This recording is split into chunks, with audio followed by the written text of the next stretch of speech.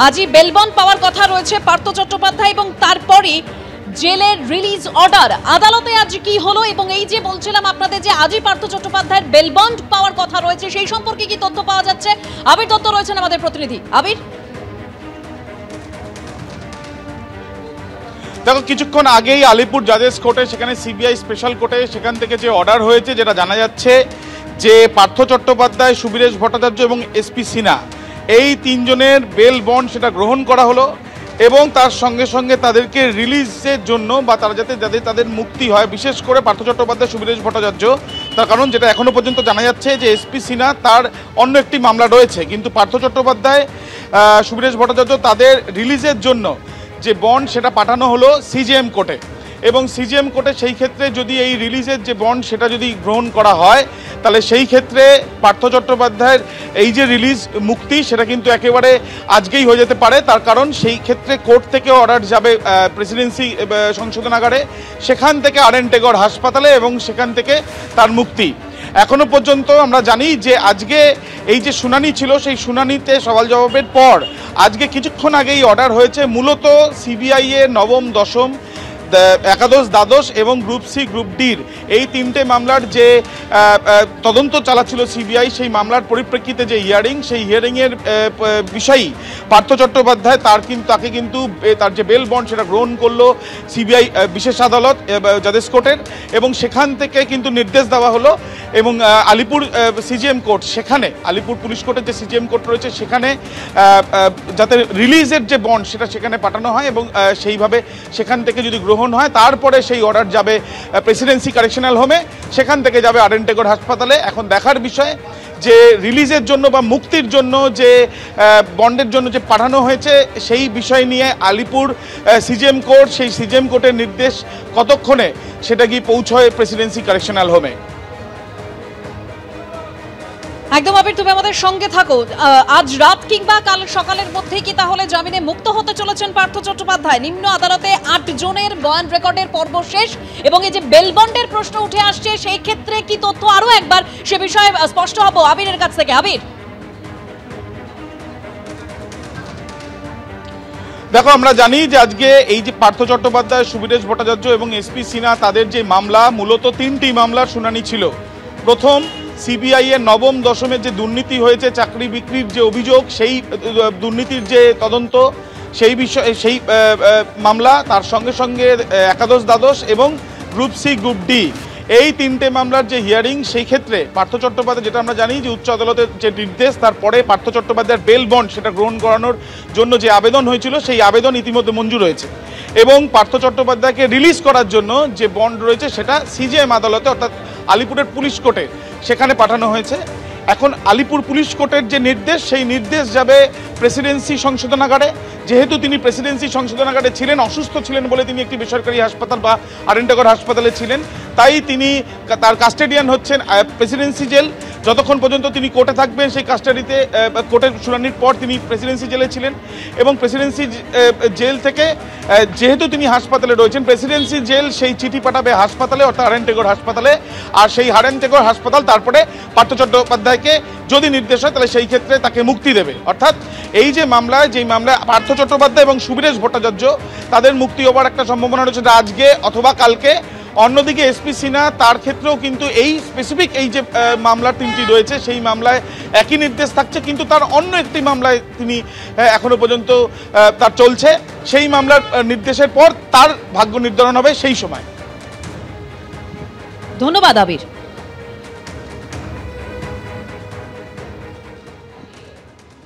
আজ রাত বা কাল সকালের মধ্যেই নিয়োগ দুর্নীতি মামলায় জেলবন্দি প্রাক্তন শিক্ষামন্ত্রী পার্থ চট্টোপাধ্যায় জেল মুক্তি হতে চলেছে।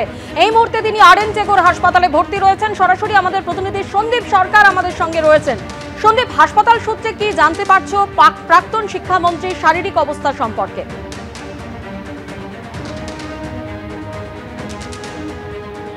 দেখো, 2022 সালের 23শে জুলাই গ্রেপ্তার হয়েছিলেন তদানীন্তন শিক্ষামন্ত্রী পার্থ চট্টোপাধ্যায় নিয়োগ দুর্নীতি মামলায়। এরপরে আমরা দেখি যে তারপর কখনো ইডি, কখনো সিবিআই হেফাজতে তাকে থাকতে হয়েছে, কিন্তু এবার যে তিনি হাসপাতালে রয়েছেন, এই হাসপাতালে তিনি এসেছেন চলতি বছরের 22শে এপ্রিল। অর্থাৎ 22শে এপ্রিল থেকে আজকে 10ই নভেম্বর আমরা যদি দেখি ক্যালেন্ডারের পাতায় 202 দিন পর, আজকে 202 দিন পর হাসপাতালে থেকে মুক্তি হতে চলেছে পার্থ চট্টোপাধ্যায়ের। এবং এই পার্থ চট্টোপাধ্যায় তিনি যখন চলতি বছরের 22শে এপ্রিল হাসপাতালে এসেছিলেন সেই সময় তার শারীরিক অসুস্থতার কথা যেটা তিনি জানিয়েছিলেন চিকিৎসকদের তা ছিল তার রেচনতন্ত্রের সংক্রমণ। তারপর তার চিকিৎসা হয়, হৃদযন্ত্রের সমস্যা ধরা পড়ে, তার একটি অপারেশন হয়, তারপরে তার এই হাসপাতালে তার চোখের ছানি অপারেশন হয়, তারপর তার অ্যাকিউট কিডনি ইনফেকশন ধরা পড়ে একেআই, তার চিকিৎসা হয় এবং তারপর এই সমস্ত কিছু অসুস্থতা থেকে তিনি সুস্থ হয়েছেন, সেটাও বেশ কিছুদিন হয়ে গেছে। এই 202 দিন ধরে তিনি যে হাসপাতালে থেকেছেন একটানা, এই গোটা সময়টাই কিন্তু হাসপাতালের 8 তলার একটি ভিআইপি স্যুটে তিনি কাটিয়েছেন। আজকে যদি তার জামিন সংক্রান্ত নথিপত্র প্রেসিডেন্সি জেল মারফত এসে পৌঁছায় হাসপাতালের কাছে, তাহলে আজকে রাতেই তিনি হাসপাতাল থেকে বাড়িতে ফিরে যাবেন। যদি সেই নথিপত্র আসতে দেরি হয় তাহলে আগামীকাল সকালে তার হাসপাতাল মুক্তি ঘটবে। তবে যেটা হাসপাতাল সূত্রে খবর যে তাকে তার যে ডিসচার্জ প্রক্রিয়া, সেই ডিসচার্জ প্রক্রিয়া কিন্তু আগে থেকেই করা রয়েছে।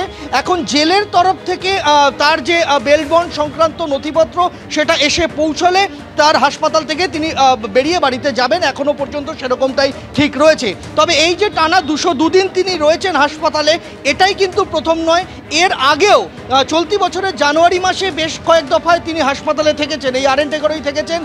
শারীরিক অসুস্থতার কথা তিনি বলেছিলেন, জেলে যেই চিকিৎসা জেল হাসপাতালে সম্ভব নয়, আদালতের অনুমতি সাপেক্ষে তাকে এই আরএনটেগর হাসপাতালে এনে রাখা হয়েছে। আদালতের তরফ থেকে বলা হয়েছিল যে সেক্ষেত্রে চিকিৎসা সংক্রান্ত খরচ আসামিকেই বহন করতে হবে, অর্থাৎ পার্থ চট্টোপাধ্যায় এবং তার পরিবারকেই সেই খরচ বহন করতে হবে। এবং তারপরে আমরা দেখি জানুয়ারি মাসের পরে তিনি আবারও ফিরে গিয়েছিলেন জেলে এবং সেখান থেকে চলতি বছরের 22শে এপ্রিল তিনি যখন হাসপাতালে ঢোকেন আরএনটেগরে, তারপর থেকে তিনি কিন্তু এই আরএনটেগর হাসপাতালেই রয়েছেন। সেটা একটানা 202 দিন হয়ে গেল। এখন দেখার বিষয় যে এটা 202 দিনের মাথাতেই তিনি বাড়ি যান নাকি এটা বেড়ে 203 দিন হয়, সেটার জন্য আর কিছুক্ষণ আমাদের অপেক্ষা করতে হবে। ধন্যবাদ সন্দীপ। জামিন সংক্রান্ত নথি জেল থেকে এলেই আজ রাত বা কাল সকালের মধ্যে হাসপাতাল থেকে মুক্তির সম্ভাবনা পার্থ চট্টোপাধ্যায়ের। আর এই নিয়ে বিজেপি এবং তৃণমূল কার কি বক্তব্য শোনাবো। ওনাকে এটুকুই বলবো যে আর রাজনৈতিক ক্ষেত্রে ওনার থাকা উচিত হবে না। যেভাবে উনি বাংলার মান সম্মান ডুবিয়েছেন, পশ্চিমবঙ্গের শিক্ষামন্ত্রী হয়ে জেলের ভিতরে এতদিন বাস করলেন, এবার সংসার করুন, ভালো করে সংসারের জীবন পালন করুন। মানে এই বিষয়ে কোনো বক্তব্যই রাখবো না। তার কারণ হচ্ছে যে এটা সম্পূর্ণ আইনি বিষয়। তিনি দীর্ঘদিন বন্দী ছিলেন, এবার তার অধিকার আছে, তিনি আদালতের কাছে জামিন চেয়েছেন। এবার আদালত কখন তার জামিন মঞ্জুর করবেন না, আবার কখন জামিন মঞ্জুর করবেন, কোন শর্তে করবেন, আবার শর্ত যদি তিনি কমপ্লাই করেন তো তাহলে যদি তিনি জামিন পান, এটা সম্পূর্ণ আইনের বিষয়। এখানে কোনো রাজনৈতিক বা দলের তরফে মন্তব্য করব না। এই নিয়ে কোনো আমি এখন এই মুহূর্তে গোটা বিষয়টা একটা আইনি বিষয়।